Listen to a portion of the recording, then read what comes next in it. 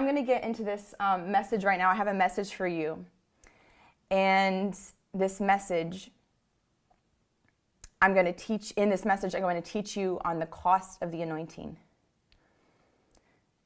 This message is a prophetic message for you whom God is calling to be a warrior in his revival army that is happening now. This revival is happening now. He's raising up an army, and he's calling you to be anointed.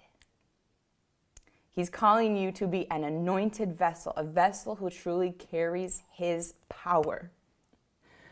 And so often people cry out to God, have your way in me, anoint me, Lord, use me by your power.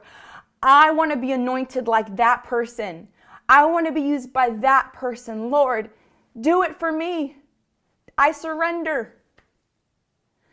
And so often people, they just come, they're, yes, use me. And they don't realize what it means to be asking for that. They don't realize what comes with the anointing, with being an anointed vessel of God.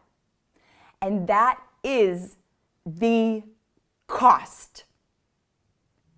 There is a cost. When olives are pressed down and crushed,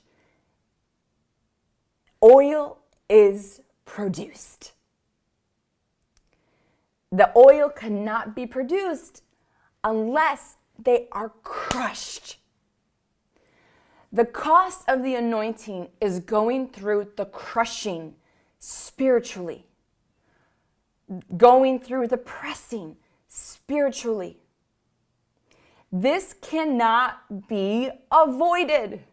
There's no way around it. Being anointed equals paying a price, equals being crushed, equals going through bigger trials than the average Christian. It's the simple truth we cannot get around.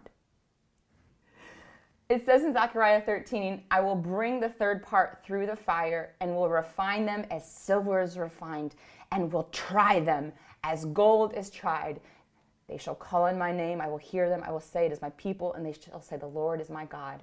1 Peter 1:7, that the trial of your faith being much more precious than of gold that perishes, though it be tried with fire, might be found unto praise and honor and glory at the appearing of Jesus.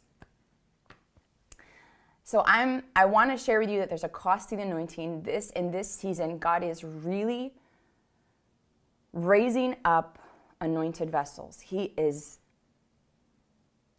answering your prayers as you've cried out to him, saying, Lord, I'm ready. I want to walk in your anointing. He's answering prayers, but the answering of prayers may not look like how you expected it to be. The answering of prayers is taking you now through the process, the beautiful and necessary process, so that oil can come out and pour upon you. So I want to tell you today that the cost is worth it. This is not a message just sharing with you, oh, there's a cost, and like making you discouraged. I've heard that before. I remember hearing that before. I remember hearing like, there's a cost though, and like it feeling scary, like, well, that person's amazing.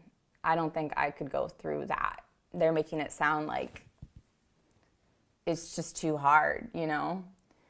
I remember feeling that way. I would hear words spoken like that. It's intimidating, yeah? But I want to come to you and tell you something different. I want to tell you that you can do it. I want to tell you that the cost is worth it. Practically, the cost looks like this, first of all. So this is how it works. This is how it works in the spiritual realm. God anoints you. God sees your surrender. He sees your heart, your willingness, your trustworthy heart, and he releases to you maybe your calling, or you speak, Lord, use me in your anointing, and it's known by the devil where you're positioned in a place to receive the anointing. So even before callings are released, even before maybe you're called to be an apostle, a prophet, evangelist, pastor, and teacher, but that might not be revealed for years from now. But you are in a place, you're in a position of receiving anointing. And so it doesn't matter that the total fulfillment of what you're called to be is not released yet, but you are in a place where anointing is pouring upon you, and the devil knows the danger of your positioning of receiving impartation. The devil knows the danger of your surrender.